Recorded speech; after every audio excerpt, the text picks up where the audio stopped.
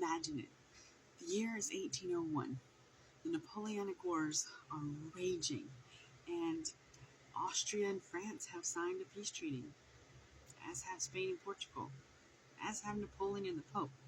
The UK is formed, and in the excitement of being a new formed entity, the UK goes and kicks France out of Egypt.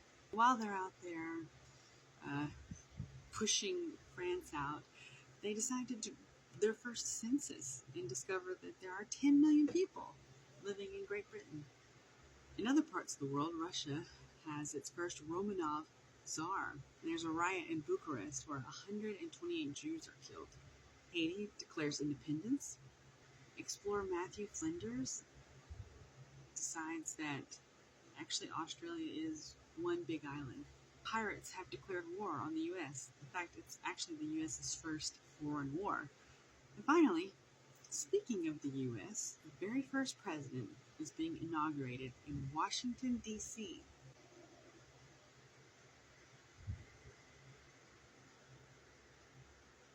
Thomas Jefferson, the main author of the Declaration of Independence, has won the big vote. Unsurprisingly, this is the same man who wrote the bill for religious freedom just a few years earlier. He was head of the Democratic Republican Party, which, if you saw the last video, Adams was a Federalist, but yet Thomas Jefferson was the vice president. How is that? Well, it was a flaw in the Constitution, which allowed the runner-up, essentially, of the last election to become the vice president. Needless to say, this causes a lot of drama, and Jefferson takes care of it later on. So once Thomas Jefferson was running the show, he cut down on the military budget, he eliminated the very unpopular whiskey tax, and reduced the national debt by 1/3. Remember how I was talking about the Napoleonic Wars? Well, this gave Jefferson the opportunity to make a big purchase.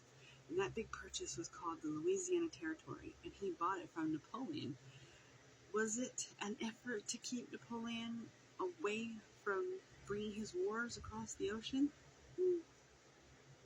Other notable legislation in this two-term president's terms was first the amendment to explain the process of determining a vice president, which is kind of important. The Military Peace Establishment Act, the act prohibiting the importation of slaves to the U.S., the Embargo Act, and the Second Embargo Act.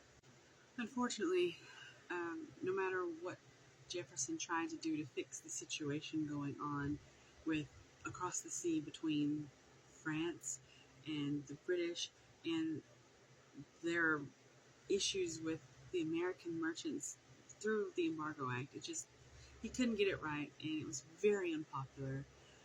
But Jefferson, throughout his 8 years, is still regarded as one of the most highly esteemed presidents we've had. Stay tuned for the president following Thomas Jefferson, which is Mr. James Madison.